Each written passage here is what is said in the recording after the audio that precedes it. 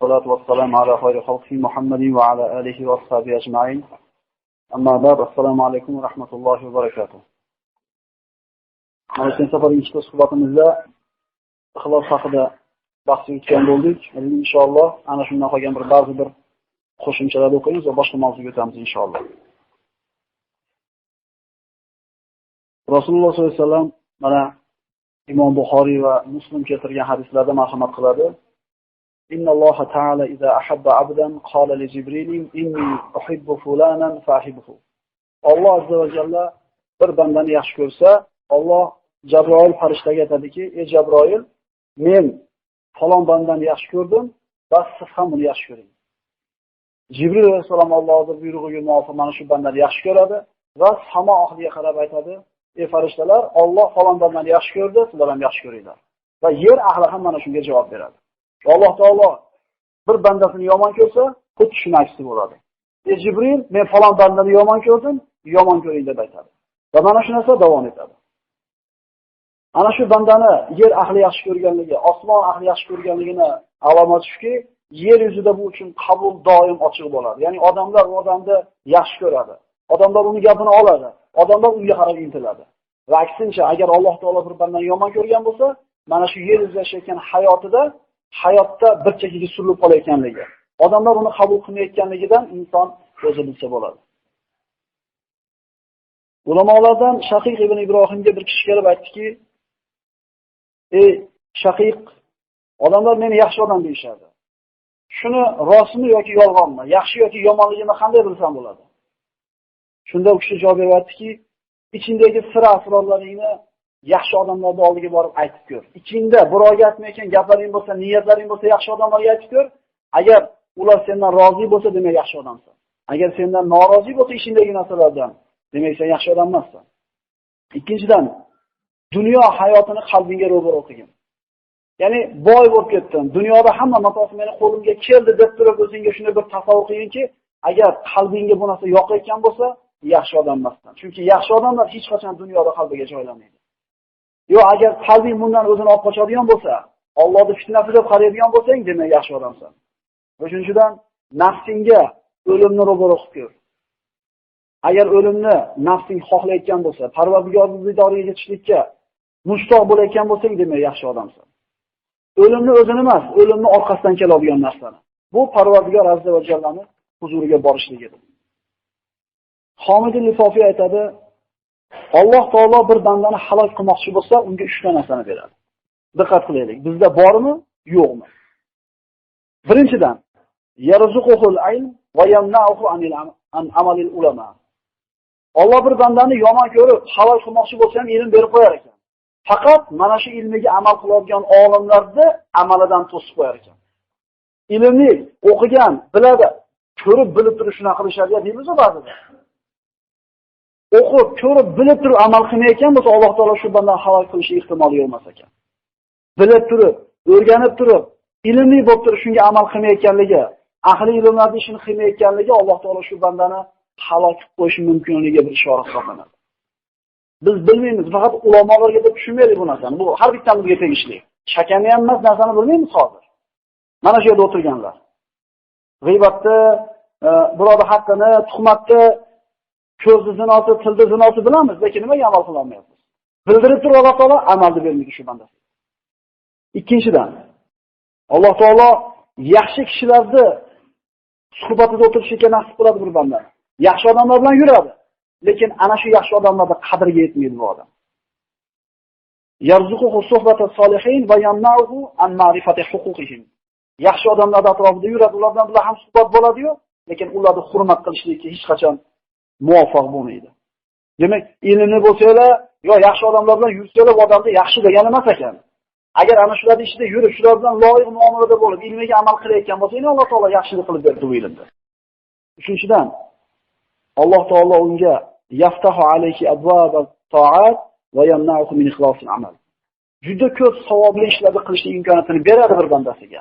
Lekin shu ishni qilgandan keyin ixlos degan narsani qalbidan ko'tarib qo'yadi. Qarang, ilmni berib turib halok qilish mumkin ekan Alloh, agar amal qilmayotgan bo'lsak. Yaxshi odamlarning ichida o'tirishida Alloh taolo nasib qilgan bo'lishi mumkin ekan, lekin ularning haqqini tanimasligimiz mumkin ekan. Uchinchidan, Alloh taolo bizni savobli ishlarni qilishlikka tavfiq beribdi-yu, lekin nimani bermabdi? Ixlosni bermabdi. Bu yaxshi ishlarni qilayotgan odamlar haqida gapirilyapti. Ular tashqaridagilar gapirilmayapti. Inshaalloh bugungi suhbatimizning mavzusi o'lim shiddati va uning qo'rquvi degan mavzu bo'ladi. Bu ham bir necha darsda o'z ichiga oladi inshaalloh. Shaqiq ibn Ibrohim aytadi: odamlar menga to'rt xil gapni gapirishdi-yu, lekin o'zlari birortasiga amal qilishmadi. To'rtta gapni gapirishadi, nihoyatda chiroyli gaplar, lekin o'zlari amal qilishmadi. Shuning uchun bularda bu gaplarini hech o'zimga hazm qildira olmadim. Birinchidan, annahum qalu inna abidullohi ta'ala va ya'maluna amal al-ahrar. Odamlarning juda bir chiroyli gapi, hammamizdan bandamiz, Allohning aytgani bo'ladi. Xudoning qulimiz deyishdi-yu, lekin hayotda qilayotgan ishini qarasang, hech qulning hayotiga o'xshamayapti. Qul kim edi? Qul xo'jayinining mulki edi, sotib olgan mulki edi. Tur desa turardi, o'tir desa o'tirardi. Qul kim? Ixtiyori o'zini qo'lida bo'lmagan odam. Qul kim? Xo'jayinning buyrug'idan chiqmaydigan odam qul deyiladi. Biz ham qulmiz. Kimning qulimiz? Allohning qulimiz deyishadi-yu, lekin hayotda xohlagandek yashashadi ular deydi. Shu gapidan men ajablanaman odamlar. Yo o'zlari ishonmayapti bu gapiga, yo yolg'on gapirishyapti. Ikkinchidan, qalu innalloha kafilun bi'arzaqina va la tatma'innu qulubuhum illa min shay'in min ad-dunya. Ikkinchidan, odamlarga gapiradigan chiroyli gap shuki, rizqimiz Allohning qo'lida deb hamma aytadi-yu, lekin rizq Allohdan kelishligiga ishonayotgan odamda yashamayapti. Rizqini faqat o'zi topib yeydigan, o'zi harakat qilmasa qonni ochidan o'lib ketadigan odamlar harakat qilishadi. Bu gapiga ham qo'l qo'ymadim odamlar. Biz haqimizda aytilgan, qarab qo'ysanglar. Alloh aytgani bo'ladi deymiz, ishimizda o'tqaynaydi. Endi nima bo'ladi? Uchinchidan, qalu innal axirata khayrun min ad-dunya wa hum yajma'una al-mala lid-dunya. Uchinchidan aytadiki, endi o'tkinchi dunyo, hech kim vafo qilmagan, o'tib ketadi hamma yo'q deb gapiriladi-yu, lekin o'lmaydigandaqa dunyoda yashashadi. Uyni quradi o'lmaydigandaqa, pulni topadi o'lmaydigandaqa, to'g'ri. Islomda o'lmaydigandaqa dunyoda shuni qilish kerak. Lekin o'shini yonboshida hozir o'lib qoladigan ibodat qilish kerak edi. Biz bittasini olganmiz. Val axiratu khayrun va abqa dedi Alloh Qur'onda. Oxirat dunyodan ham yaxshiroq, ham boqiyroq. Mana shu rivoyatlarda keladi, mana shu dunyo hayot xususida Nuh alayhisalom mana 1000 yil yashagan desak, Nuh shu dunyoda 1000 yil yashashingiz qanday bo'ldi desa, xuddi bir xonani mana eshigini ochib kirib, o'tirmasdan narigi eshikdan chiqib ketganga o'xshadi 1000 yil hayotim degan ekan.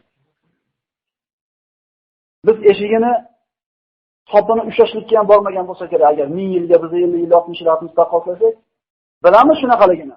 Lekin dunyoda abadiy qoladiganlarda yashaymiz. Shundan hayron bo'laman deydi. Va to'rtinchidan, chiroyli gapni gapirishadi, nima edi bu gaplar? Qalu la buddana min al-maut va ya'maluna a'malal qawmin la yamutun. Hammamiz o'lamiz deydi. Bir kun baribir boshimizda bor hammasi deydi-yu, lekin o'lmaydigan odamlar deydi, amal qilib yurishadi. Kullu nafsin za'iqatul maut deydi Alloh taolo Qur'onda. Tirik jon borki, albatta o'lim sharbatini nima qiladi? Totadi. O'lasizlar hammalar deyapti Alloh taolo. Hammalar o'lasizlar deyapti. Bugungi mavzuimiz mana shu o'lim qo'rquvi va shiddati degan dars bo'ladi.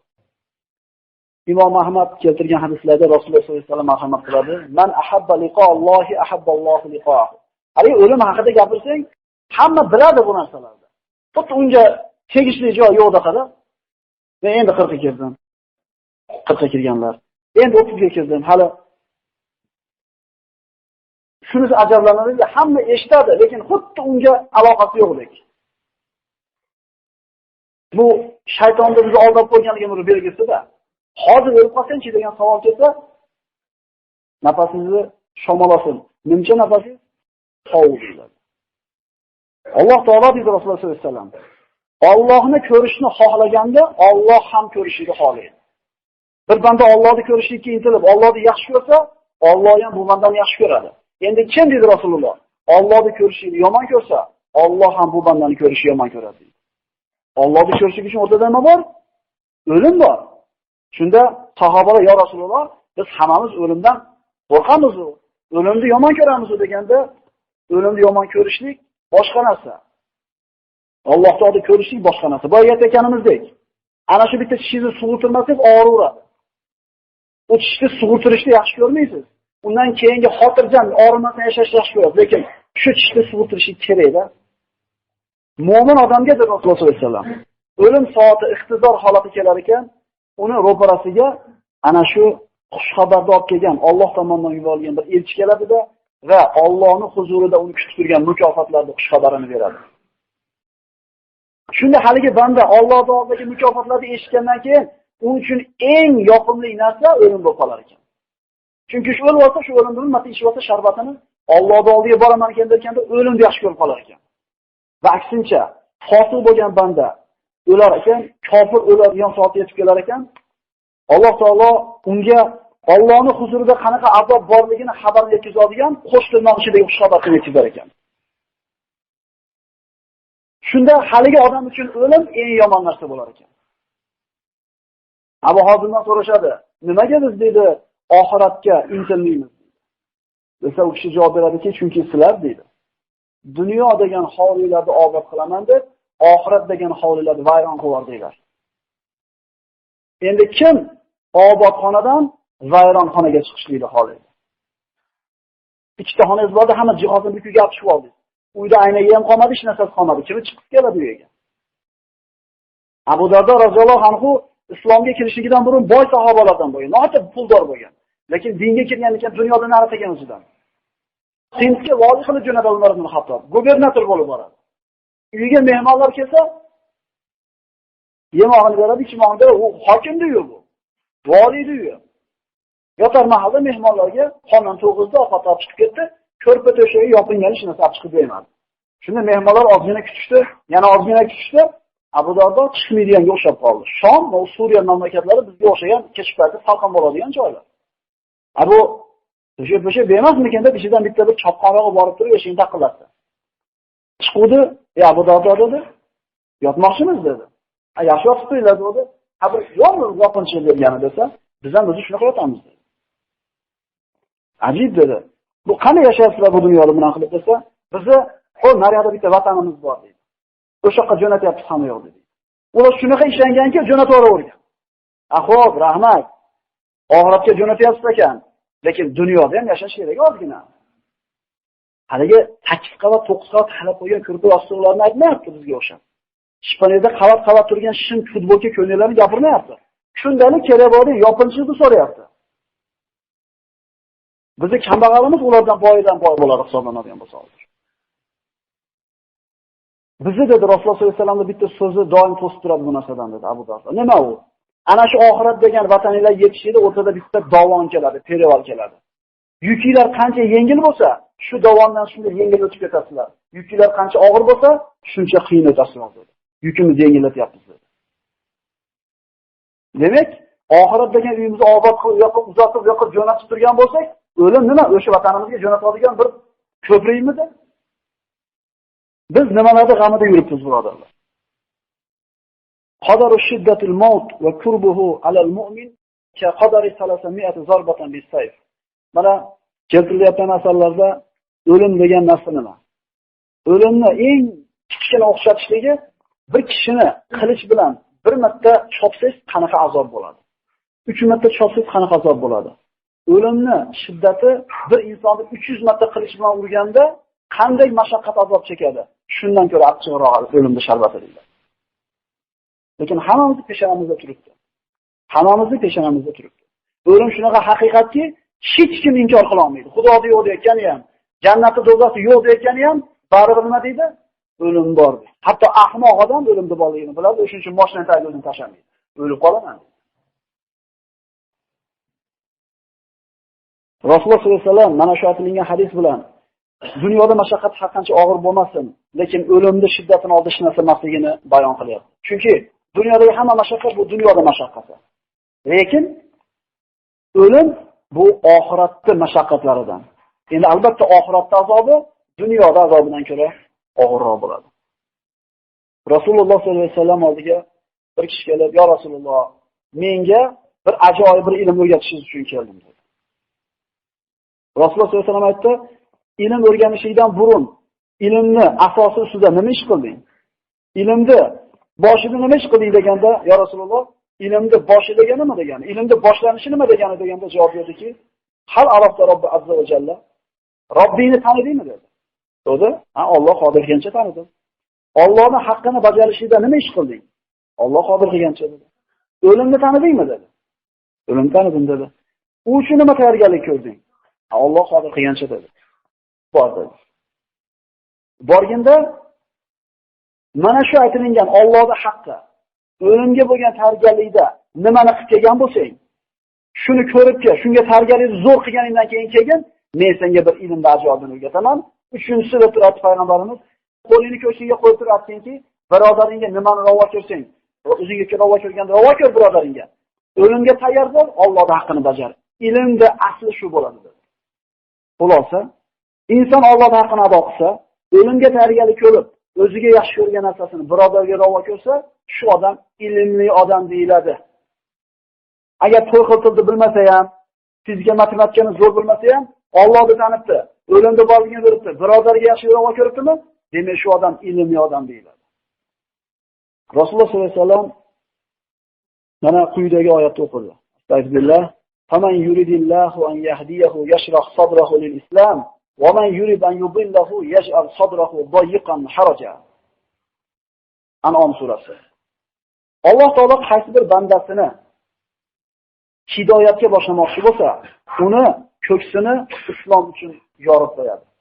Yaxshi ko'radigan bo'lib qoladi. Qur'onni eshitsa, yaxshi ko'radigan bo'lib qoladi. Masalani eshitsa, endi aksincha, agar Alloh bir bandani adashtirmoqchi bo'ladigan bo'lsa, uni mana shu oyatlarni, mana shu hadis yoki ma'ruzalarni eshitganda yuragi, nafasi siqiladigan qilib qo'yadi. Yaqin o'tmishimizni o'ylaydi har bittamiz. Yoqmasdi ko'p ham shunday. O'sha aql bor edi, o'sha pul hamma yo'q bor edi, lekin yoqmasdi mafizga. Nimaga desa Alloh taolosi adashib qo'ygan bo'lmasmi shu. Endi yoqyaptimi? Demak Allohning qalbingizni mo qoraga kelgan ikki gaplarni ichkariga ishni yo'lmayman, chopib tashib turaman. Ham ko'lar. Masala bo'ladi, kiringlar desa, mo eshikda turib turamiz, suv turib turamiz qo'rga. Ma'ruzani eshitishni xohlamayotganligilar bitta narsani belgisi. Alloh saqlasin. Alloh bir bandaning qalbini islomga moyil qilganini bir belgisi bormi deb so'raganda Rasululloh javob berdiki, "Idza dakhala nurul islamil qalba infasaha wa sharaha." Agar Alloh taoloning islom degan nuri insonning qalbiga kiradigan bo'lsa, bu insonning qalbi ochiladi. Bu insonning qalbi yoriladi. Buni alomati nima deganda, dunyodan qalbi sovib, oxiratga intilib qoladi, o'limga tayyorgarlik ko'rishni boshlaydi. Dunyodan ko'ngli sovishni boshlaydi. Bu tashavoradi, xotin bola chaqasini qo'yib olib, dashga chiqib ketadi degani emas. Dunyoda ichida bo'ladi, pul topadi, bola chaqa qiladi hammasini, lekin qalb oxirat bilan ovora bo'lib qoladi. Rasululloh sollallohu alayhi vasallam mana bir mashhur hadislarda marhamat qildi. Ig'tanim khamsan qabla khamsin. 5 ta narsani yo'qotib qo'ymay turib qadriga yetinglar. 5 ta narsani 5 ta narsadan avval qadriga yetinglar. Ig'tanim khamsan qabla khamsin, shababaka qabla haramika, va sihhataka qabla suqmika, va farog'aka qabla shug'lika, va g'inaka qabla faqrika, va hayataka qabla mautika. Yoshligingizda qadriga yetinglar, qaramay turib. Sog'ligingizda qadriga yetinglar, kasal bo'lib qolmay turib. Bo'sh vaqtingizda qadriga yetinglar, band bo'lib qolmay turib va boy paytingizda qadriga yetinglar, kambag'al bo'lmay turib va o'lmay turib, tirikliklarda hayotiga yetinglar. Mana birinchi aytilgani shababaka qabla haramika. Ana shu qarib qolmasdan turib yoshlikda qadriga yetinglar. Agar sigaretni ukalar, akalar, hozir tashlaolmasangiz, qaraganda 2 marta tashlaolmaysiz. Chunki singib ketadi o'tkizga ham, suyagingizga ham. Ba'zi gunoh ishlarda yoshligingizda tashlashlikka quvvat yetmagan bo'lsa, qaraganda 2 marta kuchinglar yetmaydi. Sog'ligingni qadriga kasal bo'lishidan burun. Kasal bo'lib qolganingizdan keyin, mustahab ishonmay qolgan paytingizdan keyin bezilib qolasiz. Endi nima qilaman deb. Sog' mahalda yurgansiz narsani o'ylamasdan. Orqaga tashlayveramizmi? Ertaga yaqin. Ertaga beringiz ishlamay qolishi mumkin, egilmasligi mumkin. O'tirib namoz o'qishga to'g'ri kelib qoladi. tizza bukilmay qo'yadi. Yoshlikda, mana shu sog'likda, mana shu ne'matlar qadriga yetmaydigan bo'lsa, qiyomatda Alloh taolo bir qavmga mana ruku qilishga kelib yurar ekan. Shunda hayotda Allohu akbar desa, shab rukuga ketishligi oson bo'lgan odamlar shab ruku qilar ekan. Umrida ruku qilmagan, sajda qilmagan insonlar Allohning dahshatidan, azobidan qo'rqib, shunday kuchanar ekanki, ko'zlaridan chiqib ketar ekan. Lekin belini ega olmas ekan ular. Nimaga desa, bu bellarni egishlik o'zlarining ixtiyorida bo'lgandan nima qilmagan? Orqaga tashlavergan. Rasululloh sollallohu alayhi vasallam aytadi, sog'lik shunday tojki, odamlarning boshidagi faqat kasal odamlar ko'radi uni.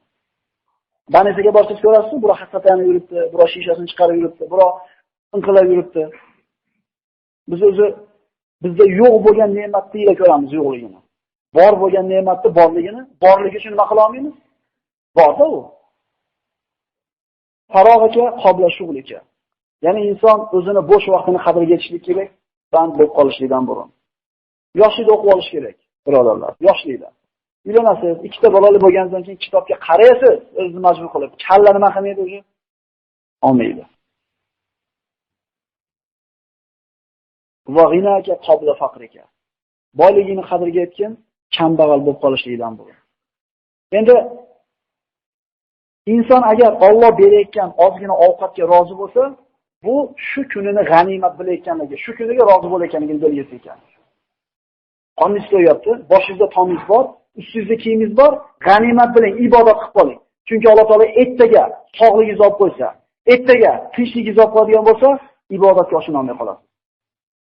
Ya'ni boyligini qadriga yetib kambag'al bo'lib qolmasdan turib dekanda, bu boylarga tegishli gap ekan. Menda bunchalik pul yo'q demaylik. Bu har bittamizga tegishli. Qoning to'yaptimi, usting tutma, boshingda toming bormi? G'animat bilish chunki Alloh taolo ertaga olib qo'yishi mumkin. Bitta yer qimirlasa, uyingiz pachag'i chiqadi, yurasiz uxlaman deb yillar. Va tirikligingizni qadriga yetinglar, o'lmasdan burun. Umar ibn Xattob aytadi: "Hasibu anfusakum qabla an tuhasabu va zinu a'malakum qabla an tuzana alaykum." Amallaringizni o'lchab yuringlar. Tortib yuringlar amalingizda. Bugun qancha savob qildingiz, qancha gunoh qildingiz. Chunki bugun hisob-kitob qilishlik ixtiyoringizda, amal qilish ham ixtiyoringizda. Ertaga o'lganingizdan keyin amal qilishga imkon bo'lmaydi, lekin baribir nima qilinasiz? Hisob-kitob qilinasiz. Abu Bakr Siddiq roziyallohu anhu o'ziga odat qilgan ekan. Kechqurunga kelib yotib turib, bugunga qilgan ishini sanar ekan. Falonchini ziyorat qildim, bitta savob, falonchiga nasihat qildim. O'zini atchot berar ekan o'ziga. Mana shu narsaga labbedi ulamolardan biri zamonamizda bo'lgan ishlardan shipananing ustiga tishini qo'ygan ekan, katta tishini qo'ygan ekanda, kechki payt uyga kelib turib sanar ekan qilgan gunohlarini. Falonchiga bir yomon qarab qo'ydim, falonchiga bitta yolg'on gapirib qo'ydim, falonchini oyog'ini bosib oldim deb turib gunohlarni sanab turib, guruchni yoki no'xatni donasidan sanab turib barmog'iga gunohiga yarasha. Tashab qo'yar ekan. Har kuni qilar ekan shu ishni. Juda oz muddatda ana shu navbatdagi no'xatlarni guruchni tashlaganda to'kilib ketgan ekan. Chinini olib qarasa to'lgan ekan. Guruch donasi bilan to'lgan ekan chini. Bitta qoshiqda mingtadan oshiqcha bo'ladi. Bu bir tishini guruchga to'lgan ekan. Shunda chinini qo'yib o'tirib, yig'lab Allohga istighfar etgan Alloh taolo jonini mana shu yig'lab o'tirganda oladi. Sanab ko'raylik-da. Sanab ko'raylik-da. Adashib ketamiz. Gunohimizni. Agar bir odamga doktorga borsa, jigari ketib sizni bir oy yashaysiz ekan deb diagnoz aytsa betiga. Nima qiladi odam? Haqlarni eshitishga tushadimi? Nasihatchilar. Yo, falonchida alamim bor edi, borib ololay o'lgicha deydimi? Yo, devorni suv ololay, tomni yopolay o'lmaydi olay nima deydi? Hech narsa bilan ish olmay qo'yadi. Va masjiddan chiqmay qo'yadi. Chunki eshitdi o'limni kelishligini. Biz qadrimiz xotirjammiz. Yana bir 10 yil yashashligimiz haqida. Kim ayta oladi asrga yetib boraman? Kim aytadi asrga yetib boraman? O'sha boya aytgan gapni boshladi, suhbatni boshida o'lim haqida gapirsa, bu men to'g'rimda emas. Hali nima u? Uzoq hali, ulgiyman men.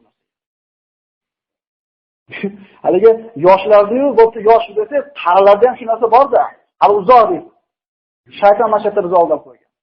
Qancha yoshlar ketib qolyapti. Ha deyishlik ulgiymasdan.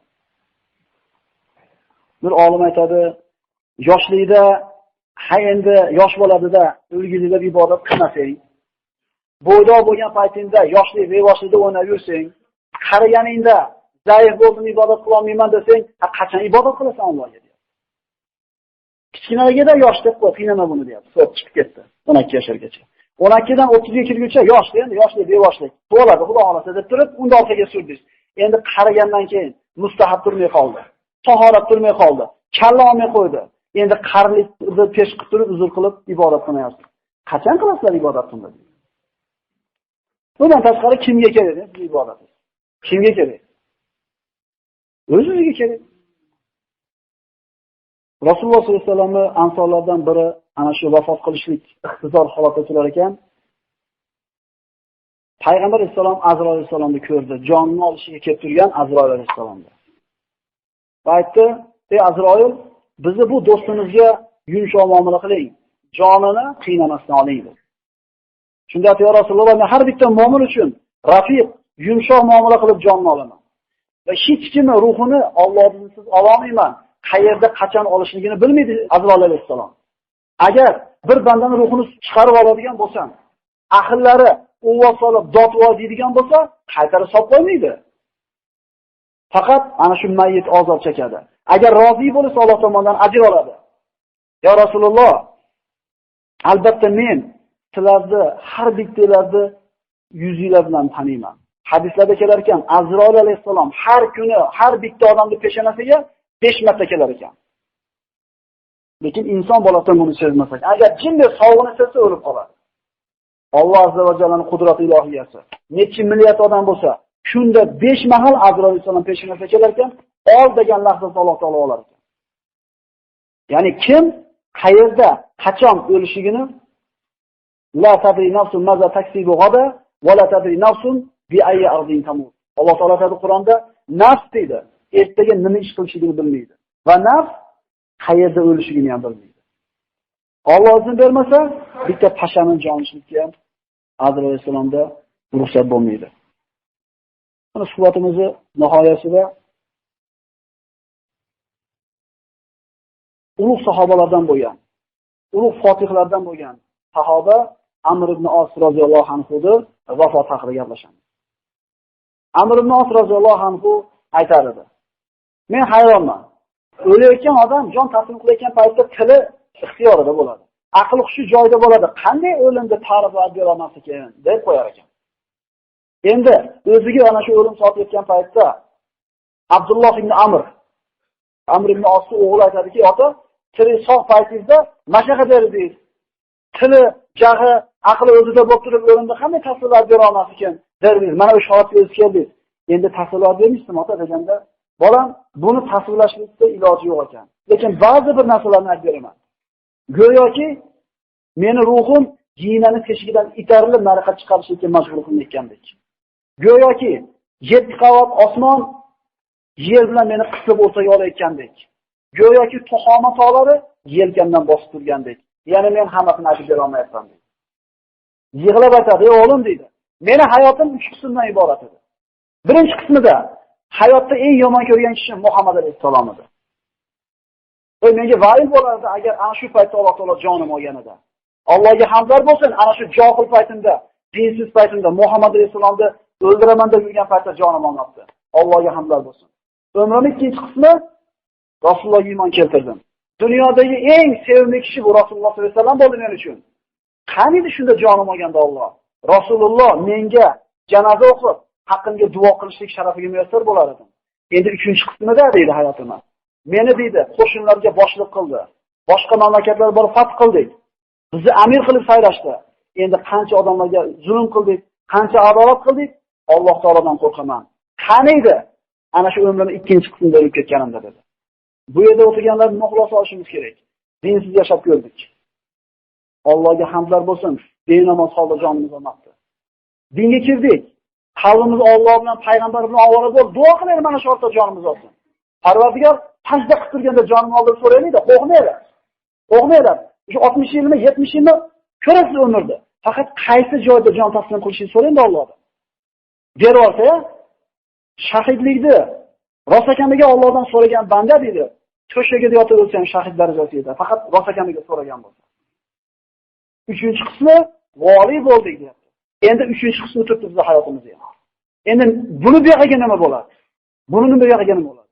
Bir ma'siyatni qilib turganda Alloh taolo jonimizni olib qo'ymaydimi? Rasululloh sollallohu alayhi vasallam aytgandek, 5 ta narsani g'animat bilinglar, 5 ta narsadan burun. Sog'ligingizga qadriga yetinglar, kasal bo'lishingizdan burun. Yoshlikda qadriga yetinglar, qarib qolmasdan turib. Bo'sh vaqtingizda qadriga yetinglar, mashg'ul bo'lmay turib. Boyligingizda qadriga yetinglar, kambag'al bo'lib qolmay turib va tirikligingizda qadriga yetinglar, o'lib qolmasdan turib. Kullu nafsin za'iqatul maut dedi Alloh taolo. Tirik jon borki, o'lim sharbatini albatta totadi. Alloh subhanahu va taolo mana shu omonatni topshiradigan paytda o'zini rozi bo'ladigan ish ustida bo'lishimizni nasib qilgan bo'lsin. Chunki Alloh taolo bandani qilgan amalini hammasi bir pul bo'lib ketadi agar jon taqdim qilayotgan holati yomon holat bo'ladigan bo'lsa. Shuning uchun duo bor. Allohumma jal khayra umurina hawatimaha. Parvardigor hayotimizning eng zo'r vaqti oxirgi kunlarida bo'lsin. Senga jon taslim qiladigan, senga ro'baro bo'ladigan kunimizda eng yaxshi kunimiz bo'lgan bo'lsin. Sidqizdan so'raydi, bari o'lamiz. So'rasak ham bo'lamiz, so'ramasak ham bo'lamiz. Lekin Alloh taolodan yaxshilik ustida jonimizni olishini so'raylik. Subhan robbika robbil izzati amma yasifun va salamun alal mursalin valhamdulillah.